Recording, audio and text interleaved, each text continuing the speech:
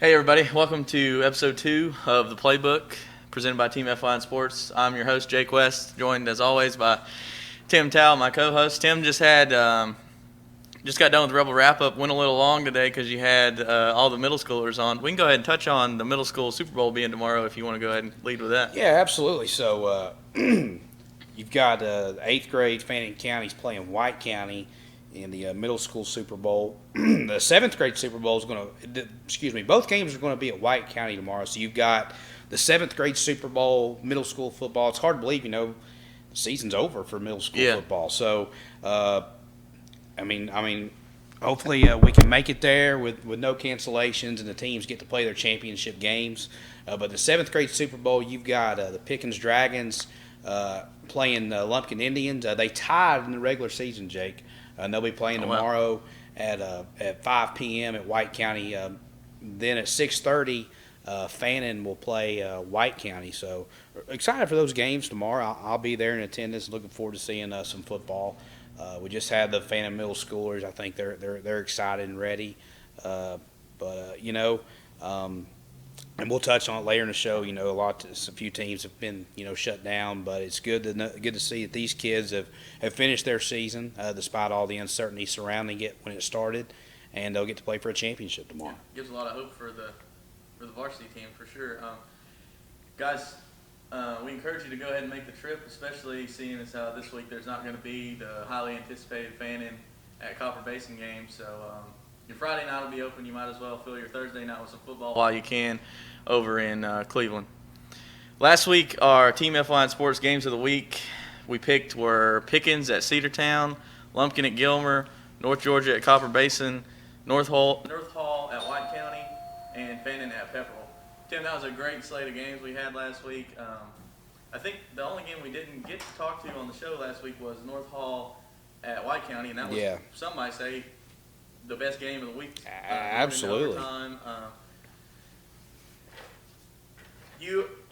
We didn't say our picks, but me and Tim, we have an article if you follow the FYN Sports Facebook page where we pick our games of the week. I didn't have a good week. Tim, he says he didn't have a good week. He only mispicked one game that we picked, but that was the game. What did you think about North Hall, White County going into overtime? North Hall getting the best of them. I was a little bit surprised. I know the White County quarterback got hurt a few weeks ago, but I was really thinking this was going to be White County's year to win to win that region, and now they're 0-2. Now we have the North Hall Dawson matchup to look forward to here in a few weeks. That should be a good game. Another game that surprised me was Pickens against Cedartown. They went down to Cedartown. I personally thought that game, with the powerhouse of Cedartown is, I thought that was going to get out of hand quick, and it actually at halftime was very close. Your friend of mine, R.J. Casey, who is a very good friend of Team FYN Sports. He's a Dragon Nation reporter. He does all the sideline reporting. He does great articles. He was all excited the first half. He texted me in the third quarter and he said, Cedartown got a butt chewing at halftime, and they're alive and well. But a great effort there by Pickens. In the first half, they were leading 14-13. I think they started off with a double pass. Whitmore got the touchdown, and then I believe they recovered an onside kick, and they were leading at halftime 14-13, and that would have been a great upset. But we talk about the youth of the Pickens Dragons. They're getting better and better. They're a team that's not going to just decline. They're going to keep getting better and better and better with all the youth they're playing. So it was excited to see the Pickens score. I'm not going to lie. I took my phone, and when I saw the halftime score, I looked at it 3 times. But it was a great effort there for Pickens. Hey, they come up short, but the future is very bright for Dragon Nation. That's a team that you don't want to play if you're on the bubble of getting in the playoffs later in the year. That's a team you don't want to have on your schedule. Absolutely. They could ruin some. Absolutely, and they could still sneak in. They could still sneak in. Another game that surprised me last week was North Georgia at Copper Basin. I thought that score would be a little more lopsided than it was, with North Georgia winning 12-7. Yeah. I know Basin winning, yes. Yeah, with Basin winning. I know Grabowski, he's out with ACL, and he just had surgery today. Coach Chad, his dad, said that he made it out of surgery. He's doing fine. They expect a full recovery, and he'll get to play ball next year. I saw that on Twitter. That was great. What do you think about their season going forward? It's a tall task. Obviously, they're in the COVID protocols. They were supposed to play cross-state rival Fannin County for the first time since 1997. Obviously, that's not going to happen now. But I think they're still scheduled to play South Pitt. I'm not 100% sure. South Pitt's ranked 1 in state, and they're still ranked number 4 in state. So obviously, a lot to play for the Copper Basin Cougars so far with what's left on the schedule. So I'm hoping everybody can get healthy and stay healthy for the Cougars, and they can play South Pittsburgh well and have a deep playoff run. They're going to host a playoff game no matter what happens. Mm-hmm. So excited for the Cougars, and I know the Cougar faithful will rally behind the Cougars there. Yeah, I would not want to go down the basin and play my first round. No, playoff game. No, and you got to remember these teams will probably come. I'm not sure what region are, but they've never drove the River Road like we have. It's not an easy drive. And then you get off the River Road, and there you are in Copper Hill right there. So it's definitely a home field advantage for the Cougars. And another thing, I think a lot of these teams play in the Central Time Zone too. So they're playing on the Eastern Time Zone, so they have little things to get adjusted. I know that's not a major thing, but that's another part of the home field advantage for Copper Basin. One game we did see coming was the Gilmer and Lumpkin. I didn't see it coming like that, though. I didn't see 62 points in the first half coming like that. Yeah, that's like Clemson last week yeah. against Georgia Tech. Unbelievable. The job that the Gilmer Bobcats done last Friday night against Lumpkin, 62 points. Not in the game. They ended up with 62 points in the game, but through the first half was. I can't remember a high school game where I saw 62 points in a half. I don't think I've never seen. I've never seen anything like that. So, big game for Gilmer this coming week for sure. Yeah, we'll talk about it here in a little bit. Yeah, we'll touch on that later. But well, let's go ahead and talk about Fannin and Pepperell last week. Fannin was headed into that game. A lot of people were picking against them. Some people were picking for them. There was a lot of chatter on and off the field. But they did come away with the win, 36-23. What was the atmosphere in Pepperell, what you thought it was going to be? It wasn't, to be honest with you. We had more fans than they did. They were on fall break. I'd heard all week they're kind of worried about their crowd. They were on fall break. It was really cool. They had a fire-breathing dragon that breathed fire when they ran out, and when they scored, the dragon would breathe fire. So that was unique and cool. And they had a cannon that shot it off. The Rebel fans are used to that because we have a cannon. But Luke Holloway had a performance. It reminded me. Really, I don't think I've ever seen a performance like he had. Another performance that comes to mind was the one Christian Charles put up 3 years ago in Coach Cheatham's first year here, when he ran all over us, who just committed to Tennessee, the Chesty quarterback who's injured. But Luke had 373 total yards. It was a performance unlike anything I've ever seen in a big time game. And the scholarship offers are coming for Luke Holloway. I can assure you that, especially after last Friday's win. And with everything that he can do, I read your article that you did for us for the covering the game or recapping the game.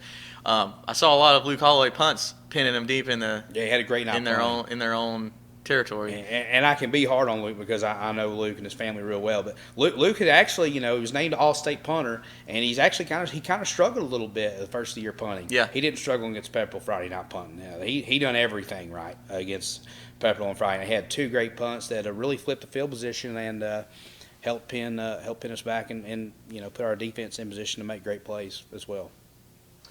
Well, even after Tim's missed pick of White County last week, he still sits at 20-6 overall. I'm still behind at 16-10. I thought at one point I was like 8-8 or 9. Yeah, you're gaining ground, Jake. I thought I was going to be way behind. You're gaining ground. Keep tuning in with us. We're going to take a commercial break real quick, and we'll pick our games for this upcoming week.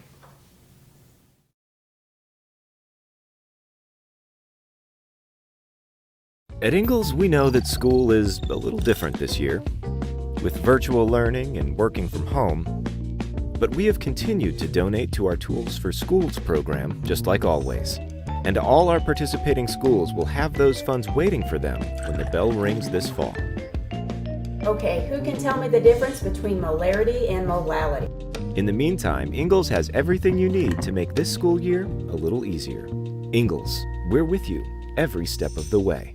Circuit World has 9-piece living room packages at incredible prices. Get this stylish sofa and love seat, 3 tables, 2 lamps, 43-inch 4K TV, and stand, all for only $1699.99 or $129.99 a month. Or get this 9-piece living room and reclining sofa and reclining love seat, now only $1999.99 or $149.99 a month. These packages are amazing. Stop in today at one of our 5 locations and get the furniture you've always wanted at Circuit World. Sometimes it's the little victories that mean the most. Those everyday celebrations that bring a smile to our faces and joy to our hearts. At Ingalls, we know there's no one you'd rather share those miniature memorable moments with than family. Ingalls, all the ingredients for family.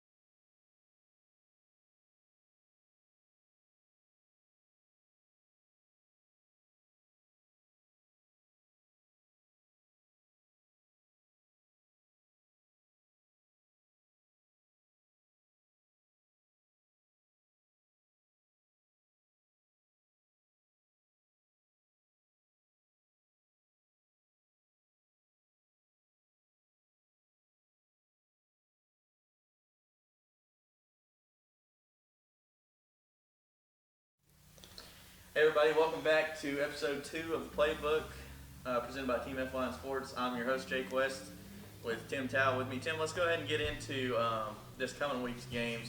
As we mentioned earlier, we're supposed to have Fannin at Basin, which was going to be, I mean, I've been looking forward to that ever since they scheduled it. It was going to be something special, but A lot of people were. our thoughts are with Basin and them getting over their COVID protocol and everything that's going on with them, the injuries they've had. Another COVID cancellation that we have, we actually found out today, is Ridgeland at Pickens. We're not going to get to see that game. That's another region game we were going to see. Yeah. So hopefully Pickens will be back at full strength after, I think they've actually canceled the next 2 weeks. So I believe so, yes. And they have already rescheduled the Ridgeland game. But let's go over and talk about Gilmer at Dawson County. We saw Gilmer come off a huge win, as we talked about, hanging 60 points on Lumpkin in the first half. And Dawson's also coming off a huge win. Well, they had a bye last week, but before that they played White County, which we talked about White County and how much of an upset it was for Dawson to beat them. But let's dive into that game. What do you see with Gilmer? As we know, they are rebuilding this year, but I think they will be disappointed if they don't make the playoffs, and this is a game that I don't think is out of reach for them. No, and the way that Gilmer County's playing right now, Gilmer County has a shot to win this football game. They've obviously got to play well on defense. They've got to control the ball. Obviously, their ground game, if they can sustain drives and put long drives together and punch it in when it counts, you can't count Gilmer County out at all from this game. Gilmer's sitting at 3-2, Dawson at 2-3. Obviously, Dawson played a really tough non-region schedule. Just going over the Region 7 AAA standings, you got Cherokee Bluff at 2-0, Dawson at 1-0, North Hall at 2-0, Gilmer's at 1-1, Lumpkin's at 0-1, White's at 0-2, and West Hall's at 0-2. You can go ahead and count on probably it being a 5-team race right now in Region 7 with Cherokee Bluff, Dawson, North Hall, Gilmer, and White County, the teams that could make the playoffs. So if Gilmer wins this game, I mean, anything can happen, and it would definitely be the biggest win for Coach Saunders in his tenure if they can pull it off. Coach Maxwell, now Dawson County, not to change quick gears, but one of the greatest coaches in this area in a long time. He's I'm not saying he's the greatest coach ever in this area, but the last few years, Coach Maxwell, you'll find it harder to have a better coach than what Coach Maxwell's done. You could name Brian Allison in this area as well, but Coach Maxwell has put together some great football teams in the last few years, and he'll have the Tigers ready. Yeah, I agree. This will be, I mean, like you said, a monumental win for Gilmer's their program. I mean, in the history of their program, with what they've been through in the past few years, if they can come away with a win on Friday night, it'll definitely shift them into the right gear. Going over to White County hosting Lumpkin, we've talked about Lumpkin, how young they are, and this will be a good game for White County to shift from 0-2, and losing their last 2 games, and to get a win in their region. Absolutely. I unfortunately, with White County coming off 2 close losses, I wouldn't want to be playing them this Friday night. I think White County it'll be a pretty lopsided affair. Yeah, I mean, White County is they have shocked me. I mean, they were my pick to win the region when the year started. Might as well. The way they were playing. But I think if they are able to get J-Ben back, they will be, and they're firing on all cylinders again. I think they'll still make a run at it. We'll go over and switch to Towns County playing at Commerce. Commerce, I believe, is 5. Are they 5-1? I'm not sure, but I believe that's right. I think they have 1 loss. They may not have any losses. I believe Commerce is a very good football team. They are a very good football team, and you got to remember they're in Single A, which is obviously the competition is not as tough as it is in some of these mountain schools, but they still play a pretty tough schedule. And traditionally, Commerce has had very good football teams. But Commerce is in my mind, akin to Murphy in North Carolina, where they play small A ball, but they're always in the mix. Yeah, I don't think they've historically been successful as Murphy, but that is a good comparison. Don't count Towns County out. They're going to fight. Is the McTaggart kid playing? I haven't heard if he's eligible to play, but I mean, if he is, they'll definitely have him out there. Yeah, it'll be definitely a good football. Coach Rockmore, I mean, I know how excited he is to have a big kid like McTaggart being over there and playing. Commerce is 5-1. Their only loss is coming to Athens Academy, who is, I believe, ranked 2nd in Single A. They play Prince Avenue Christian. A lot of Georgia fans may recognize that with Brock Vandergrift committed there this week. I know it's kind of getting off topic, but that's a big game in the Single A division. But their only loss does come to Athens Academy, 24-7. That's a respectable loss. That's not blown out by any means. But Commerce has beat Banks 41-18. A team Union County will play Friday night. A team that Fannin County has already played. They beat Union County 32-14. Lost to Athens Academy. They beat Elbert. They traveled. They hosted Elbert and beat Elbert 55-28. Beat Mount Perrin Christian out of Kennesaw 41-9, and they beat Greene County 35-0 last week. So Commerce sitting at 5-1. Definitely going to make the playoffs for sure. Big game as they travel to Hiawassee on Friday night. Yeah. You mentioned Union. Let's go ahead and talk about Union hosting Banks this week after their 2 weeks off. Yeah, I think Union County is ready to play, and Banks County, they got trouble at the quarterback position. They had an injured player. When they played Fannin, I was so impressed with Jace Bennett, linebacker for Banks County, a very good football player. I think he has to have a big game in order for Banks County to have any chance. I know. You got the Carson Walker, Logan Helcher, and you don't know. Hopefully Jonah Daniel plays. I'm not sure if he will or not. I know he's trying to get back, but if he does, the Union County Panthers are going to be firing on all cylinders, and that's the first game in region play for them, and they'll be ready to play. Yeah. They'll be ready to play. I like Union County to win that one pretty big. Yeah, it's hard to bet against Brian Allison. I mean, Absolutely. Like you said, one of the best coaches that this area has seen in a long time. No doubt. Well, Tim, you want to run down and just pick these games really quick? Yeah, let's go ahead and pick a few. Let's go start with Gilmer and Dawson. Who you got there? I like Dawson. I like Dawson. I think Gilmer plays them tough. I think Dawson pulls away in the second half. Yeah, I like Dawson too, especially with, I think they've seen what they can do, and I think that they're finally going to play up to their potential for the remainder of this season. White County and Lumpkin, I think we're both going to go White County there, just with how down Lumpkin is. Yeah. No dirt on Lumpkin. They're just so young that in a few years they'll get there. What about the Towns County Commerce game? I think Towns County could make some noise. Man, I think Towns County will play him tough, but I think Commerce wins this one comfortably. Yeah, I do too. I'm going to go with Commerce on that one. Union and Banks, after the injuries that Banks has sustained and the way Fannin played them, I think I'm going to go with Union in this one. Yeah, I am as well. I'm going Panthers. And I believe that game's in Homer, I believe, correct? Is it in Banks County? Oh, yeah, it is. Yeah, so the Union will travel to Homer. But it don't matter where it's going to be. I think Union County is going to win the football game. Yeah, I do too. Well, that's it. That'll do it for this week's episode of the Playbook presented by Team FYN Sports. Tune in next week. We'll be at our regularly scheduled time at 7:15. There will be no Rebel wrap-up next week because of Correct. Fannin not playing. Fannin not playing, yeah. So be happy to have you with us. Try and make it down to White County and watch Fannin and White and Pickens and Lumpkin, yeah. And Lumpkin. 7th grade Super Bowl as well. Playing their Super Bowl. It should be a fun night. We look forward to seeing you, and we look forward to seeing you next week at 7:15 here on Team FYN Sports. Appreciate it.